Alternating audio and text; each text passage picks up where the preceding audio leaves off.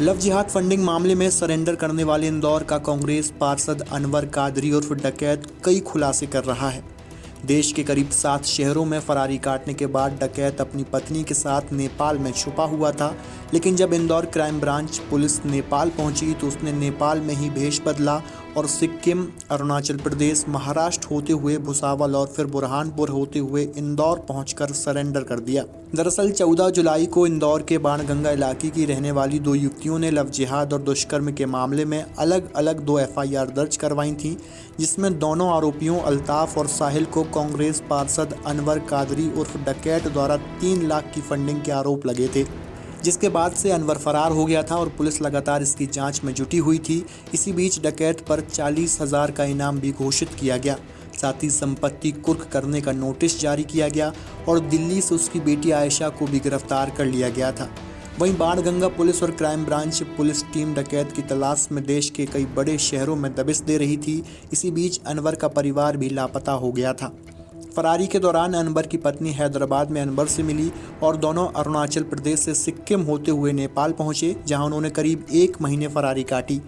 इस दौरान यह भी जानकारी आई कि वह फरारी के दौरान भारत के 5 बड़े शहरों में फरारी काट कर नेपाल पहुंचे थे।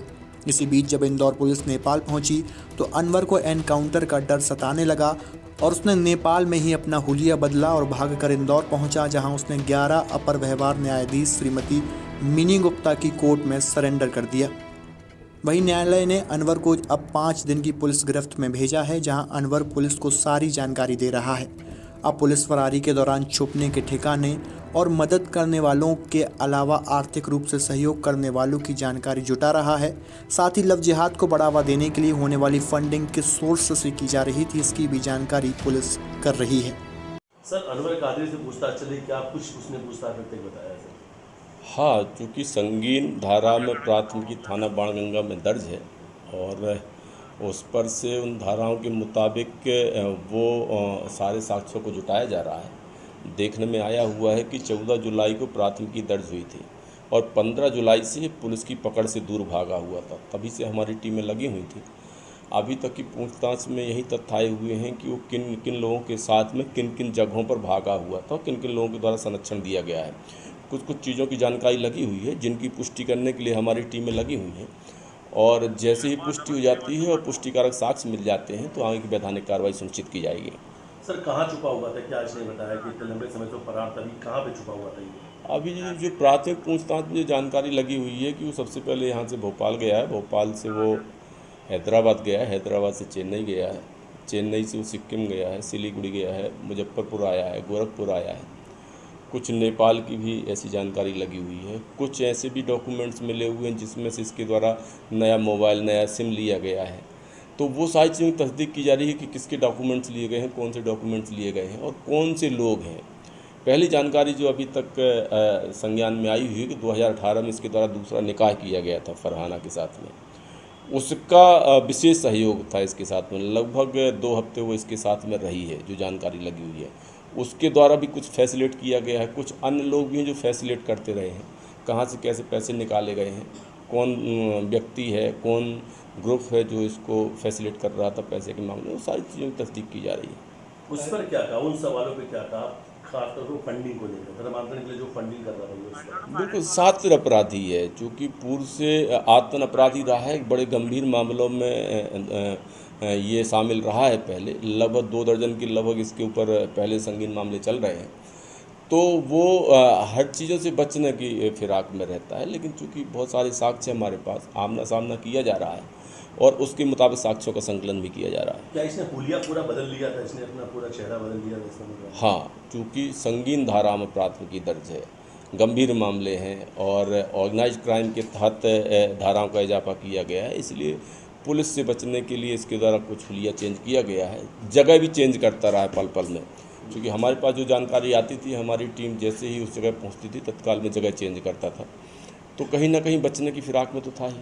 सर, फरारी के दौरान जिन जिन लोगों ने इसकी मदद की है या सहयोग किया है, क्या पुलिस उन्हें भी चिन्हित कर रही है क्या? जी हाँ, बिल्कुल कर रही है। जब सबसे पहले उसकी लड़की के द्वारा ही सहयोग किया गया था, वो अभी पुलिस सुरक्षा में आकर के और जेल दाखिल है। अन्य लोग भी हैं, एक उसकी जो सेकंड पत्नी फरहाना, उसका भी रोल समझ में आ रहा है। कुछ अन्य लोग हैं जिनके द्वारा कहीं टिकट बनवाना या कहीं पैसे पहुंचाना या कहीं पे रुकने की व्यवस्था करना, ऐसे बहुत सारे संदेह के घेरे में लोग हैं, तो उन सभी लोगों से पूछताछ जारी है हमारी। ये पत्नी फरहाना पे एफआईआर दर्ज होगी आजकल में? बिल्कुल नाम का इजाफा होगा, क्योंकि वो संगठित अपराध है, उसमें जितने लोगों की सहभागिता होगी सभी आरोपी बनेंगे उन्हीं धाराओं में।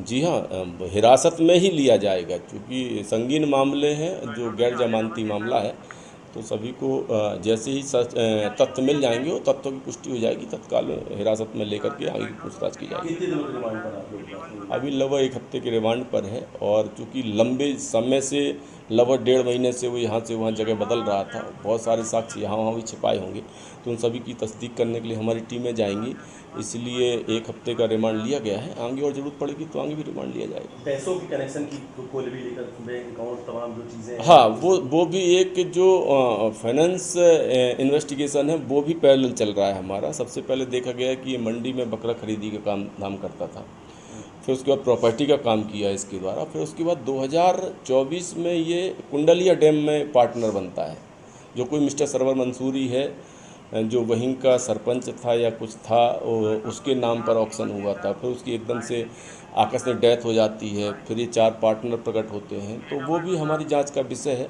उस पर भी हमारी टीम लगी हुई है जांच कर रही है। कितने और भी इसने स्लीपर सेल बना रखे थे इस तरीके से नामांतरण के लिए, क्या अलग अलग राज्यों में एक नेटवर्क खड़ा कर रहा था ये कादरी? देखो, हमारी जांच सभी एंगल्स में चल रही है, जो भी इसके लोग होंगे, जो भी इस तरह के संगीन अपराधों में संलिप्त होगा, उसको उसका दोषी बनाया जाएगा, वहाँ तक पुलिस पहुँचेगी। ये हमारी जांच चल रही है। झांगुर बाबा और बचली ये भी कनेक्शन है सर? ये ऐसा आपके?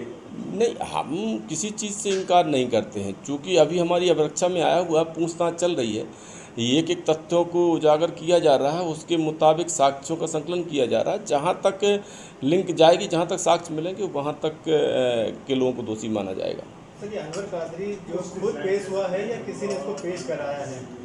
वो भी हमारी विवेचना का अंग है। हमारी टीम लगी हुई है कि कौन से ऐसे एसोसिएट्स हैं जो इसको संरक्षण दे रहे थे, किन के माध्यम से पहुंचा हुआ है, किन के द्वारा अपराध में सहयोग किया गया है, वो सारे लोग हमारे राडार में हैं, हमारी जांच का अंग है। क्या कांग्रेस से कोई बड़े नेता के संपर्क में भी था? क्या कुछ ऐसी बात भी इसने बताई?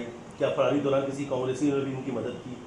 नहीं, अभी हम जो लोग हैं जिनके नाम आए हुए हैं उसको विवेचना का अंग बनाया गया है, लेकिन उनकी पहले पुष्टि की जाएगी। पुष्टि करने के बाद ही किसी तरीके से ओपन प्लेटफॉर्म में वो बात रखी जाएगी। सर, फ़ोन नंबर में कोई ऐसे नंबर मिले हैं क्या सर, जो बात करी हो इनने, या ऐसा कोई महत्वपूर्ण? जी हाँ, बहुत सारे नंबर हैं, बहुत सारे मोबाइल नंबर भी इस्तेमाल हुए हैं, बहुत सारे इंस्ट्रूमेंट भी मोबाइल के इस्तेमाल हुए हैं, वो हमारी विवेचना का अंग है, उनकी तस्दीक की जा रही। वजह सबूत वो सबसे पहले उनको रिकवर किया जाएगा, फिर आगे की उसके मुताबिक वैधानिक धाराओं का इजाफा किया जाएगा और आगे कार्रवाई की जाएगी। और वो जांच का विषय है, जो भी नाम आएगा, जिसके मुताबिक जो भी साक्ष्य आएंगे, तो फिर उनको डायरी में जगह दी जाएगी। एथर शोरूम अब आपके शहर छतरपुर में भी।